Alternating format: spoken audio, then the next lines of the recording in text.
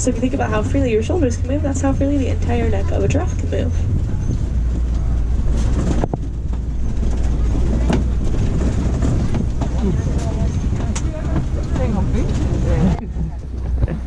On the left-hand side here are some springbok, very small like coloration.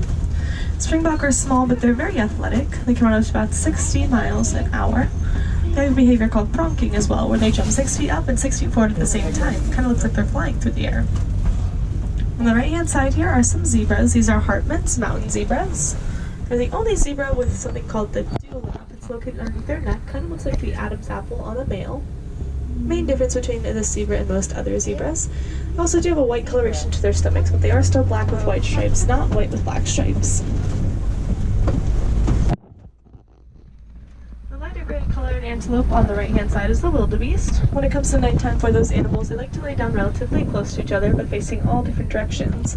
This is so if they're startled or they sense danger, they can run away without running into each other.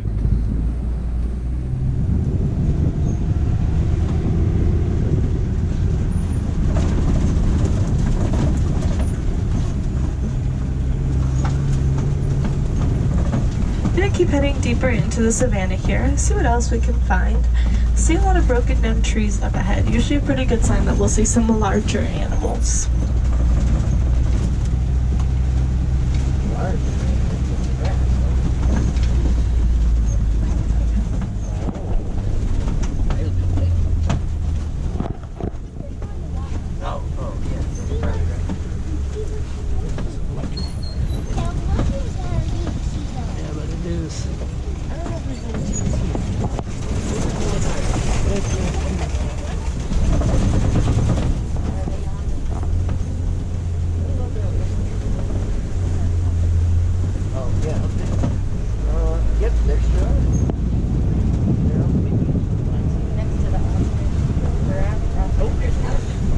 If you look here on the right hand side, you'll see the African elephant.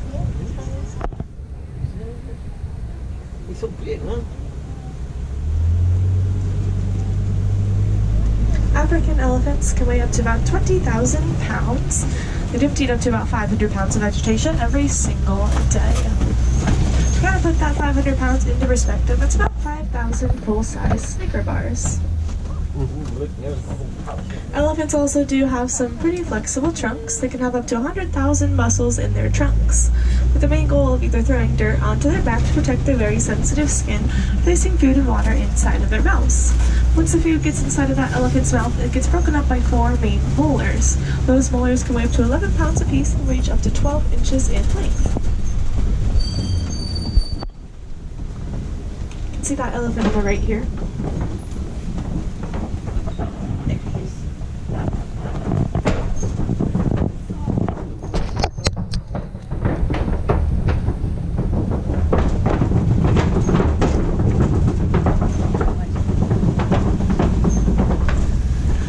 Down through some red clay pits. Oftentimes you'll find elephants scratching their tusks up to release red clay because they do like to eat it, adding those extra vitamins and minerals into their very high vegetation diets.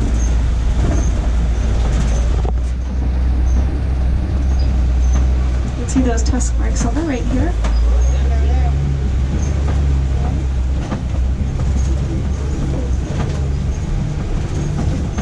Elephants do live in a female-led society, so the oldest and the wisest is the matriarch. She leads all the females and the young. The males will separate from their herds, forming smaller groups called bachelor groups. Bachelor groups of elephants usually consist of around 2 to 3 males.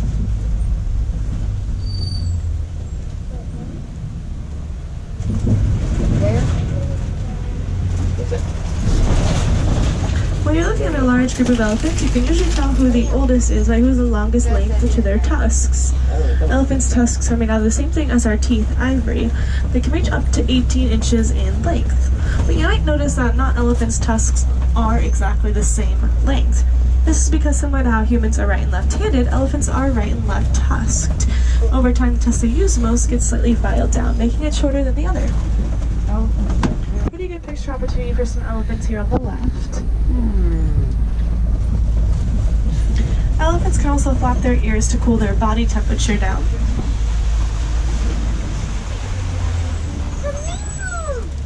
flamingo. There's elephants, buddy. Elephants have lots of nerve endings in their ears, so when they do flap their ears, they can cool their body temperature up to about 15 degrees. And we are in the water. Hope you get stuck. On the left-hand side here, you can see a flamboyance of greater flamingo. Now, the largest size of the flamingo species, weighing up to about 9 pounds. If you look at the island that they are standing on, it's a very large Mickey head, one of the largest hidden Mickeys here at Disney's Animal Kingdom. The lighter gray color birds in the mix there are also greater flamingo. Oh, it You is can a guess that Mickey they're head. under 2 years of age because they are still It is light a gray Mickey in head. coloration.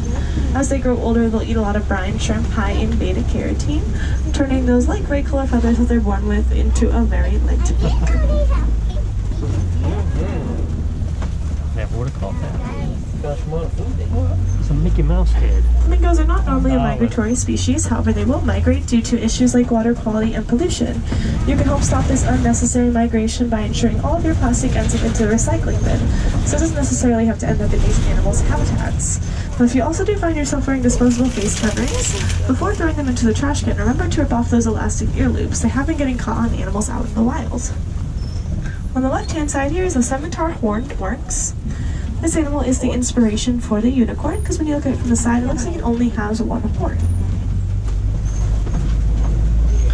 They also do have a pretty light reflective coat, which helps reflect the sun, allowing it to withstand temperatures of up to about 115 degrees outside before it starts to sweat. It can also go up to 9 months without drinking from a watering source, due to the very water-rich plants that they eat.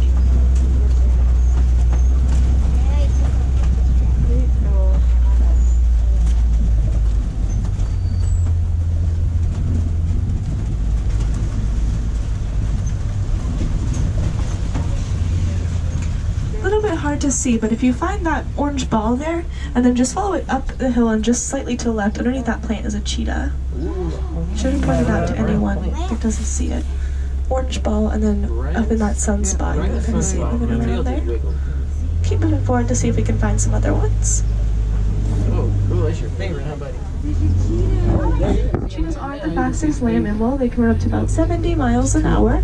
They can't hold their speed for very long, though. They're definitely sprinters, not long-distance runners, only holding that speed for about 45 seconds before they have to slow down, otherwise their bodies will overheat. It also does take them a full 30 minutes to rest before they can reach that speed again. There's one a little bit closer in the second yard. It's all the way to the very left-hand side. It's in the shade there. There's a couple of them laying down. Usually easier to see if you're not wearing sunglasses. Cheetahs are going to use their tails to steer them as they reach those top speeds, very similar to the propeller on a boat. They also do have non-retractable claws, the only cat without retractable claws. Helps them to gain traction as they're running up to those top speeds. Kind of similar to how an athlete will wear a cleat on its foot.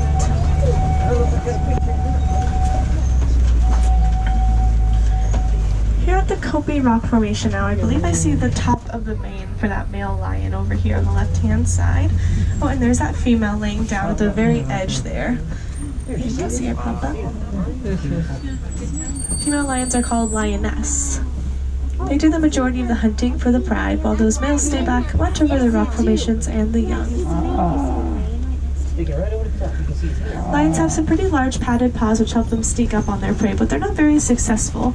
Only about every 1 in 15 hunts a lion makes ends in that success.